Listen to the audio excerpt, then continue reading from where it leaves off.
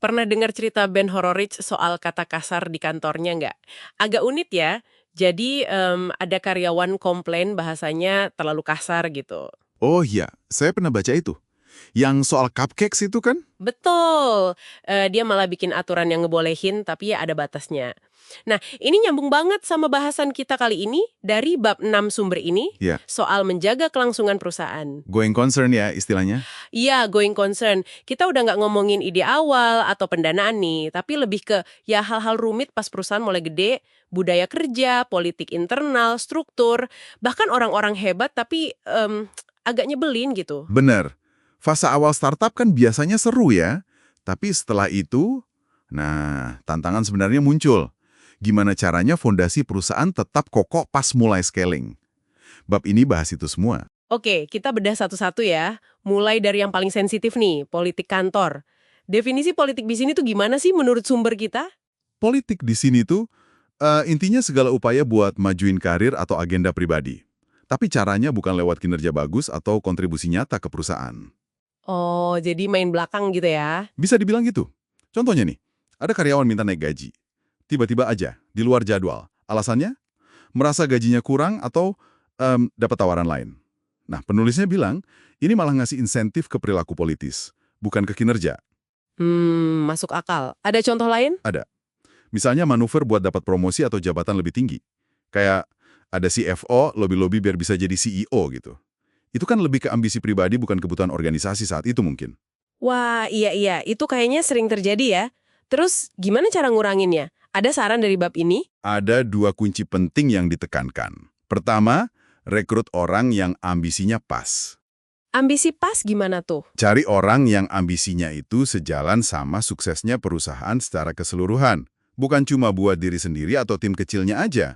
Istilahnya global optimization versus local optimization. Waspada sama kandidat yang ngomongnya saya terus. Oke, jadi cari yang mikirin kita, bukan saya. Terus yang kedua, Yang kedua, bangun proses yang ketat dan disiplin. Terutama buat area yang rawan politik tadi. kayak evaluasi kinerja, gaji gitu ya. Betul, evaluasi, kompensasi, desain organisasi, sama promosi.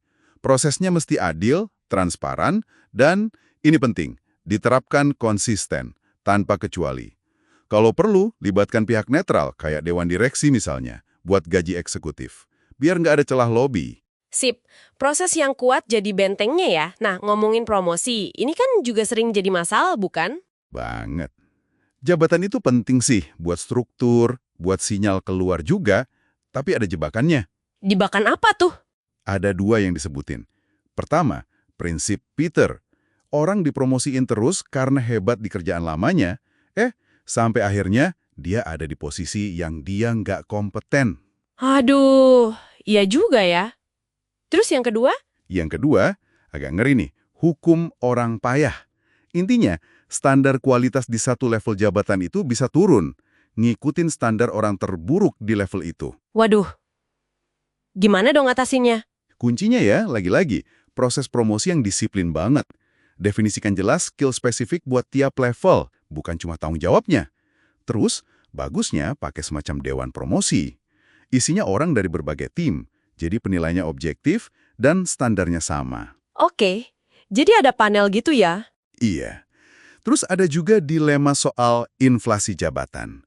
Ada yang bilang kayak Andreessen, kasih aja jabatan tinggi, toh murah. Tapi ada juga yang bilang kayak Zuckerberg, mending jabatan itu rendah tapi bermakna. Biar adil dan budayanya kuat. Ini pilihan sulit sih. Menarik perdebatannya. Ngomong-ngomong soal orang nih, kadang kan ada orang pinter banget tapi malah jadi karyawan yang bermasalah. Gimana tuh pandangan Babi nih? Nah, itu dia. Pinter aja nggak cukup. Perlu kerja keras, bisa diandelin, bisa kerja tim. Sumber ini ngasih beberapa tipe orang pinter, tapi nyusahin. Apa aja tuh tipenya? Ada si bidah. Pinter tapi fokusnya nyari-nyari kesalahan terus.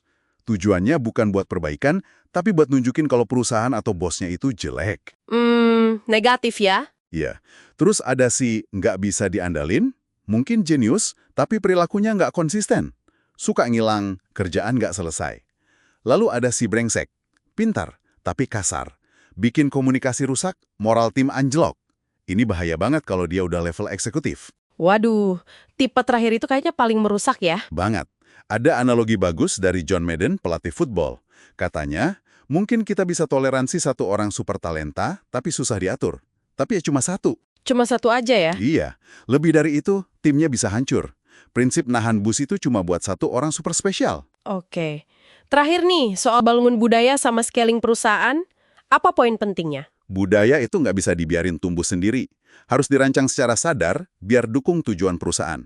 Pakai poin desain culture yang unik, kadang aneh, tapi dampaknya besar ke perilaku sehari-hari. Contohnya kayak gimana tuh? Kayak meja dari pintu bekas di Amazon.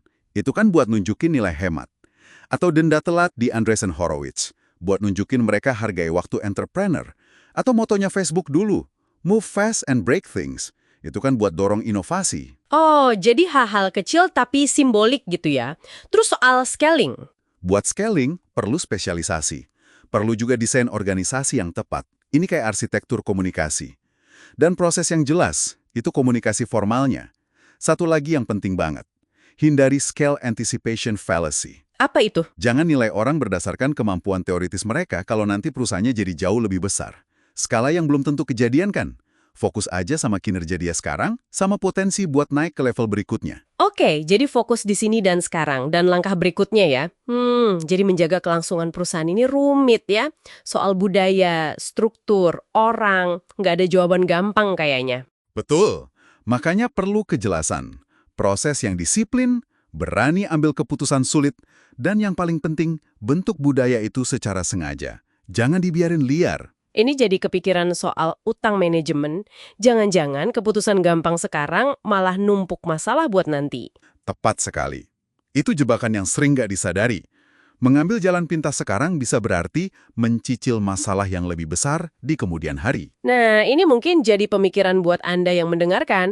Seberapa sering sih kita milih solusi gampang buat masalah organisasi saat ini?